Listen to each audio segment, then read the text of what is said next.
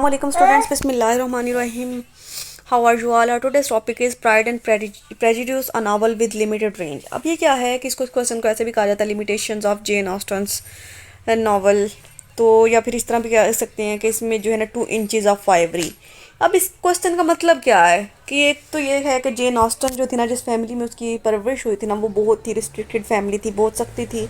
उसको घर से बाहर निकलने की इजाज़त नहीं थी, घर के अंदर ही उसने रहना होता था। उस पर बहुत ही पाबंदियाँ थी, जिसकी वजह से वो ज़्यादा लोगों को जानती नहीं थी। सिर्फ अपनी कुछ कंट्री साइड की कुछ फैमिली से जिसके साथ उनका लेना देना था या उनकी उसकी वाकफियत थी। ज़्यादा लोगों के बारे में उसको पता नहीं था, मेल के बारे में तो उसको बिल्कुल भी नॉलेज नहीं था। और जो था ना दूसरा उस पर, इसलिए उसकी जो है राइटिंग है ना, उसके जो नावल है ना, उसको 2 इंचेस ऑफ आइवरी कहा जाता है। मतलब उसने जो भी लिखा ना, सिर्फ 2 हाथी के जो दांत होते हैं ना, उन पे लिखा है। तो ये आपको क्वेश्चन इस तरह से भी पूछा जा सकता है कि 2 इंचेस ऑफ आइवरी पे नोट लिखें। तो स्टार्ट करते हैं। Jane Austen confines her creative activity to the depiction of whatever fell with her range of personal experience. अब क्या है कि उसकी जितनी भी राइटिंग्स है ना, वो जितना उसका पर्सनल एक्सपीरियंस है, जितना उसको पता था, उसने जाहिर सी बात है उतना ही उसको लिखना था। While her range of observation in life is not so wide. अब क्या है कि उसकी लाइफ में बहुत ज़्यादा वाइड रेंज में जो थी ना चीज़ें उसने नहीं थी देखी ना, उसको पता था ही है। Her working has been variously called as the 2 inches of ivory, कि उसके इसलिए इसके काम को 2 इंचेस ऑफ आइवरी कहा जाता है। एंड 3 और 4 फैमिलीज, जो कि सिर्फ 3 और 4 फैमिलीज पे कंसिस्ट थी। All those titles exhibit the excellencies as well as the limitations of her craft and outlook, कि ये सारे title 2 inches of ivory, Jane Austen limitations, limited range of Jane Austen, या फिर 3 और 4 फैमिलीज, सारे title जो है ना वो जेन ऑस्टन के लिए ही यूज़ किए जाते हैं। लेकिन हम ये नहीं कह सकते कि जेन ऑस्टन पे जो लिमिटेशंस थी उसकी वजह से उसने अच्छी राइटिंग नहीं की, वो अच्छी नॉवलिस्ट नहीं थी। लेकिन इसके इन सारी लिमिटेशंस के बावजूद जेन ऑस्टन का जो नाम है ना, टॉप 10 नॉवलिस्ट में आता है। Although she works on very small canvas, कि उसके पास कानवा जो था ना वो बहुत छोटा था। She has widened the scope of fiction in almost all its direction, लेकिन उसने अपने स्कोप को इस तरह से वाइडन किया, इस तरह से जो था ना उसने तरक्की की कि उसने उसी कॉन्वा को डिफरेंट डायरेक्शंस में, डिफरेंट डायमेंशंस में यूज़ किया।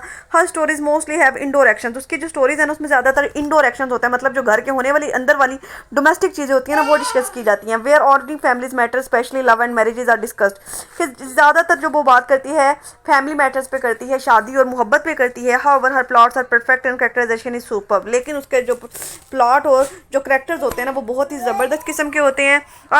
All of her 6 novels, including Pride and Prejudice, have been controversial since their publication on account of Austen's limited range. अब क्या है कि उसके जितने भी नावल हैं ना, उसमें प्राइड एंड प्रेजुडिस पे आता है। टोटल उसने 6 नावल लिखे हैं, वो सब ही जो हैं लिमिटेड रेंज के बावजूद बहुत ही जो है ना पब्लिकेशन के बाद बहुत ज़्यादा हिट हुए हैं, बहुत ज़्यादा लोगों ने उनको पसंद किया है।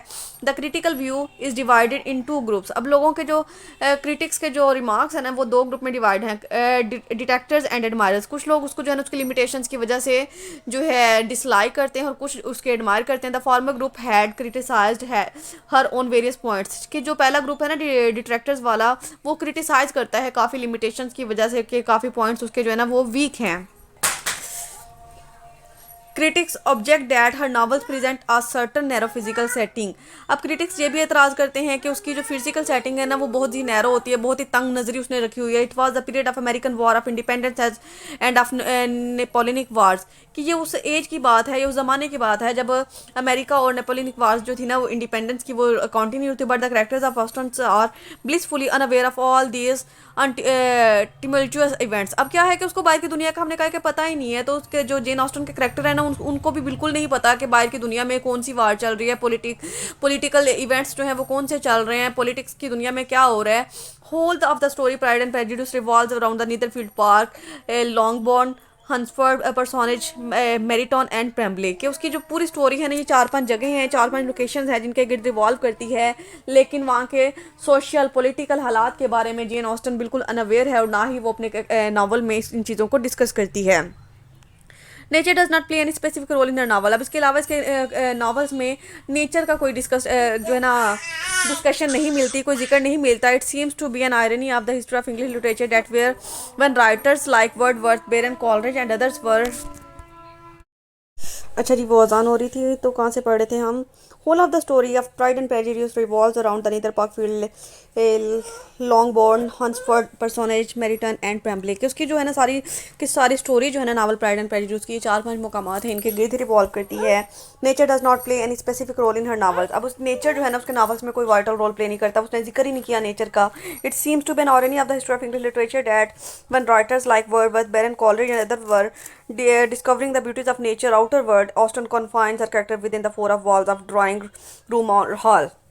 तो ये बहुत ही आयरॉनिक बात लगती है कि इंग्लिश लिटरेचर की हिस्ट्री में जब बड़े बड़े राइटर जिनके वर्ड्सवर्थ हैं, बैरिन है, कॉलरिज हैं, ये नेचर की बात करने में लगे हुए थे, नेचर को जो थे एक्सप्लोर कर रहे थे, आउटर वर्ल्ड को एक्सप्लोर कर रहे थे. तो जेन ऑस्टन ने क्या किया कि उसने अपने करैक्टर्स जो थे ना एक ड्राइंग रूम के अंदर या एक हॉल के अंदर, ये 4 दीवारी के अंदर लिमिटेड कर लिए. Edward Fitzgerald states she never goes out of the parlour कि वो कभी घर से बाहर ही नहीं निकली. Austen avoids the sense of passions described by the Romantics. अब ऑस्टन जो है ना वो जो रोमांटिक्स जो है पेशेंस का जज्बात का इजहार करते हैं ना उस चीज़ से भी आ रही थी because of her classical views of order and control. क्योंकि उसकी जो थी ना बहुत ही नेगेटिवली या फिर बहुत ही नैरो माइंडेडली उसकी परवरिश हुई थी और उसको उन्हीं चीज़ों का पता था. ब्रॉन्ट कंडेम्स हर. ब्रॉन्ट जो है ना वो उसको कंडेम करता है, रिजेक्ट करता है. The passions are completely unknown to her. वो कहता है कि इसको तो जज्बात का पता ही नहीं है, इसको तो कुछ पता ही नहीं है.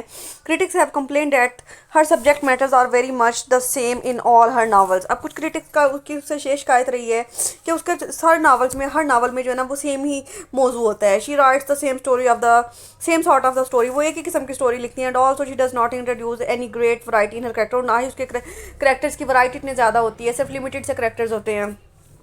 All of her 6 novels deal with the theme of love and marriage. के उसके 6 के 6 novel theme of love and marriage पे हैं. There are pretty girls waiting for eligible bachelor to be married. So के जिसमें जो बेचारी जो है ना बेबस लड़कियां होती हैं और वो अपने लिए जो है रिश्तों के इंतजार में होती हैं. The opening line of pride and Prejudice is the theme of her 6 novels. अब जो ओपनिंग लाइन है ना प्राइड एंड प्रेजुडिस की वही उसके 6 के 6 नावल का थीम है. She writes it is a truth universally acknowledge that a single man in possession of a good Fortune must be in want of wife. कि एक इंसान जिसके पास अच्छी मालो दौलत हो, अच्छा घर हो, तो उसे चाहिए कि एक शादी कर ले, बीवी ले आए. Another limitation of Jane Austen is the feminization of her novels. इसके अलावा उसकी एक बेहतरीन जो है ना उसकी लिमिटेशन वो ये है कि उसको फेमिनिज्म का ज़्यादा पता है, औरतों का ज़्यादा पता है. Man never appear in accept in the company of a women. अब वो अपने नावल में आदमियों का जिक्र नहीं करती. अगर किसी आदमी का जिक्र करती भी है तो वो औरत के रेफरेंस से करती है. All the information about Darcy is proved through Elizabeth point of view. कि डार्सी के बारे में उसने जो भी बताया ना वो एलिजाबेथ के पॉइंट ऑफ व्यू से बताया है क्योंकि उसको खुद को मेल के बारे में कोई इन्फॉर्मेशन नहीं है. Her sir reader looks at Darcy through Elizabeth eye. तो हम ये कह सकते हैं कि डार्सी को लोग जो रीडर्स हैं ना वो एलिजाबेथ की आंखों से देखते हैं. Even in her limited range, Austen restricts herself to the depiction of a particular class of a country gentry. अब क्या है कि उस पर इतनी जो है पाबंदियों के बावजूद जो है ना उसने अपने जो कंट्री जेंट्री के जो करेक्टर्स को डिस्कस किया. She excuse a matter of lower class. उसने ना तो लोअर क्लास की बात की एंड हार्डली टचेज अरिस्टोक्रेटिस. और अरिस्टोक्रेटी को भी बहुत कम डिस्कस किया. मतलब जो अपर क्लास होते हैं, एलीट क्लास होते हैं, उसकी भी बहुत कम बात की. अगर उसने कभी अपर क्लास की बात की भी है ना तो वो सिर्फ स्टाइल के लिए की है. For instance she has discuss Lady Catherine only for the purpose of style. कि लेडी कैथरीन जो है ना वो एलीट क्लास से बिलोंग करती है तो उसका जिक्र वो सिर्फ और सिर्फ स्टाइल करने के लिए करती है. There is no terrible happening in her novel. इसके अलावा कोई खौफनाक चीज़ उसके नावल में नहीं होती. Everything happens in a civilised manner. हर चीज़ एक बहुत ही तहजीब वाले अंदाज में होती है. The extreme severity in Pride and Prejudice is elopement of Lydia and Wickham. कि प्राइड एंड प्रेजुडिस की जो सबसे ज़्यादा जो बुरी चीज़ या बैड सीन दिखाया गया ना वो लीडिया और विकम का भाग जाना है. विकम में elope with Lydia. A famous critic Charlotte Bronte believes that Austen has no concern with morals and she is an author of surface only. अब एक और फेमस क्रिटिक है, उनका ये कहना है कि ऑस्टन का जो है ना अखलाकियात के साथ कोई लेना देने नहीं है. वो सिर्फ सरफेस लेवल पे जो है ना वो राइटिंग करती है. Her business is not of so much with the human heart as with the human eye mouth hands and feet. कि वो कहते हैं कि उसका जो काम है ना वो ज़्यादा आधे से ज़्यादा जो इंसानी दिल के साथ है या फिर उसका इंसानी आंखों के साथ, मुंह के साथ. मतलब वो कहते हैं कि सिर्फ उसका मकसद वो जो कुछ भी लिख देती है इंसानों की इस्लाह के लिए नहीं लिखती. H Wright remarks that there is a little religion in her novel. इसके अलावा एक जो है क्रिटिक कहते हैं कि उनके मज़हब में उनके नावल में मज़हब की बात नहीं होती, politics is not mention too, ना ही सियासत की बात होती है। There are no adventures found in her books, ना ही उसकी किताबों में कोई एडवेंचर्स की स्टोरी होती है। No abstract ideas and no discussion of spiritual और मेटाफिजिकल इशूज़। मतलब वो कहते हैं कि बहुत से ऐसे एस्पेक्ट्स होते हैं लिटरेचर के जो कि वो एक्सक्लूड कर देती है Jane Austen. The defence of Jane Austin limited range comes from the nature of her novels, the situation of her time and physical surroundings. कि उसकी जो जेन ऑस्टन की लिमिटेशंस है ना वो सिर्फ उसके नॉवल्स तक लिमिटेड हैं, उसके टाइम तक लिमिटेड हैं और उसके आसपास के लोगों तक लिमिटेड हैं। Austen's novels are termed as domestic novels, के नॉवल्स को डोमेस्टिक नॉवल भी कहा जाता है, घरेलू novels. She belongs to the era where neither the girls were allowed to be admitted to the universities not to be intermingled freely with man. कि वो उसका उस ज़माने से ताल्लुक है, उस एज से ताल्लुक है जिसमें लड़कियों को बिल्कुल भी इजाज़त नहीं थी होती कि वो उनको यूनिवर्सिटियों में दाखिला दिलवाया जाए या फिर वो मेल के साथ वो कम्युनिकेट कर सकें। So it is natural that her range is limited. यही वजह है कि उसकी रेंज जो थी वो भी लिमिटेड थी। Austen was the daughter of a country clergy man, एक मजहबी आदमी जो होता है ना क्रिश्चियंस का, उसकी बेटी थी। She was very less exposure to the world except her short visit to London and few year study at Bath. अब उसको जो है ना बाहर के बारे में कभी वो निकली ही नहीं थी, सब उसका एक छोटा सा विजिट उसने कभी ज़िंदगी में एक लंदन में किया था या फिर कुछ साल जो है वो बाद में स्टडी की थी। हैं she experience was very small, कि उसने जो दुनिया देखी थी ना वो बहुत छोटी थी ना। Letter to her niece Austen wrote there are 4 families in a country village is the everything to work on. कि अब उसने अपनी एक अपनी भांजी को बताया था कि सिर्फ 4 फैमिलीज हैं उसकी जो कि जिनके बारे में उसको जानती है या फिर उसके काम में वही शामिल होती हैं। Though Austen's limitations are very self-imposed, yet within her deliberately restricted field, her art is perfect. अब उस पर इतनी पाबंदियाँ होने के बावजूद, इतनी limitations होने के बावजूद, उसका जो work of art है वो परफेक्ट है। Realization of one's limitation is a positive virtue, कि उसने उसकी जो limitations जो पाबंदियाँ थी ना उसने उनको अपनी कमज़ोरी नहीं बनाया बल्कि उनको अपनी ताकत बना के जो है उनको यूज़ किया। The restricted social setting and purely interest lend a sense of discipline to her art. अब जितनी भी सोशल सेटिंग्स है ना वो उसको एक बहुत ही अच्छा जो है सबक देती हैं। Within the limits she is superb, के इतनी लिमिट्स में रह के भी वो एक सुपर्ब राइटर है। She gains in depth what she loses in broadness of canvas, के उसने जो है ना वो गहराई में जाके वो चीज़ें भी हासिल की जो अक्सर लोगों के पास बहुत ही ब्रॉड कॉन्वे हो तो वो लूज़ कर देते हैं। Her character stem from a class which she knows well and hence they are very realistic and lifelike. अब उसके जो वो करेक्टर्स हैं ना वो सिर्फ कुछ क्लास से ही बिलोंग करते थे और वो बिल्कुल उसने रियलिस्टिक बना के बहुत ही हकीकत पसंदी से उनको बयान किया। Elizabeth Bennet is one of the most delightful heroines one could come across in literature. Elizabeth का जो करेक्टर उसने बनाया है ना वो इंग्लिश लिटरेचर में ऐसे हीरोइंस बहुत ही कम देखने को मिलती हैं। Wordsworth remarks her novels are admirable copy of life. Wordsworth उसके बारे में कहता है कि उसके जो नावल है ना वो बहुत ही काबिल तारीफ है ज़िंदगी की कॉपी के। It would be wrong to say that her novels lack passion and प्रोफंडिटी।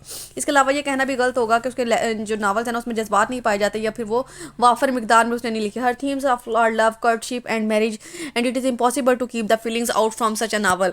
वो कहता है कि जब उसकी नावल का थीम्स ही लव मैरिज courtship होता है तो ऐसे ये चीज़ें तो इमोशंस और पेशेंस के बगैर पॉसिबल ही नहीं है। तो ऐसे कैसे हो सकता है कि उसके जो नावल्स में जज्बात ना पाए जाएं। Besides loves there are also significant emotions, मोहब्बत के अलावा और भी अहम जज्बात पाए जाते हैं like jealousy of Bingley's, cunningness of Wickham, snobbery of Lady Catherine और all depicted by Jane Austen with perfect sincerity and conviction. तो ये बात तो झूठ होगी ना कि उसके नावल्स में जज्बात नहीं पाए जाते। उसके नावल में जज्बात पाए जाते हैं क्योंकि बिंगले की होशियारी, विकम की स्नोबरी, लेडी कैथरीन की स्नोबरी, विकम की होशियारी और जो है बिंगले की जेलेसी, ये सारी चीज़ें जज्बात में ही आती हैं। She also holds a definite moral concern in her novel. इसके अलावा उसके नावल्स में मॉरल कंसर्न भी पाए जाते हैं। मतलब हमने ऊपर जो आर्गूमेंट डिस्कस किए हैं ना कि क्रिटिक्स ने उसके बारे में ये राय दिया, हम उनका जवाब दे रहे हैं कि वो कुछ सबक भी सिखाना चाहिए। Laughs at the shortcoming of people to correct their behaviour, वो लोगों की शॉर्ट कमिंग्स पे जो है हंसती है और उनको करेक्ट करना चाहती है। Beneath the theme of love and marriage she deals with manner to correct the conduct of the middle class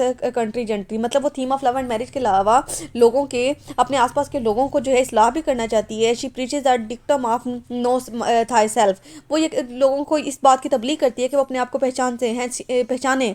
hence she aims at high morality, इसका मतलब है कि वो हाई मोरालिटी सिखाना चाहती है। She also depicts the merit and strength of a marriage based on understanding through the wedding of Elizabeth and Darcy. Elizabeth और Darcy की शादी की मिसाल के जरिए वो ये बात समझाना चाहती है कि जो शादी को बहुत ज़्यादा म्यूचुअल अंडरस्टैंडिंग की बेस पे एक दूसरे को समझने के बाद जो है की जाती है वही कामयाब होती है। The nature of her craft is confined by Austen herself as with bit of irony on which I work with so fine brush to produce little fact after much labour. कि वो कहती है कि मेरे पास जो है ना मैंने जो थोड़ा सा काम किया है, मेरे पास कानवा भी जो छोटा था, लिमिटेशंस भी बहुत ज़्यादा थी, लेकिन मैंने छोटे से जो है आर्ट पे ही बहुत ज़्यादा मेहनत करके इसको परफेक्ट बनाया है।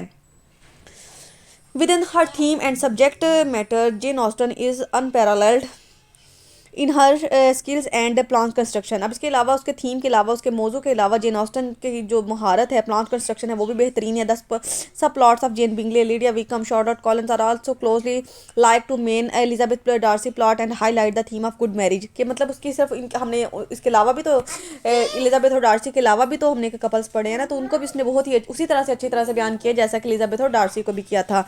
Even in her limits no two of her characters are repeated, G.H. Lewis remarks. इसके अलावा ये भी कहा जा सकता है कि उसके इतनी लिमिटेशन के बावजूद वो कभी भी दो करेक्टर्स को उसने रिपीट नहीं किया। उसके जितने भी नावल है ना, हर नावल में उसने एक न्यू करेक्टर इंट्रोड्यूस करवाया है। हर सर्कल्स में भी restricted but it's complete, her world is perfect ऑर्ब and vital sphere.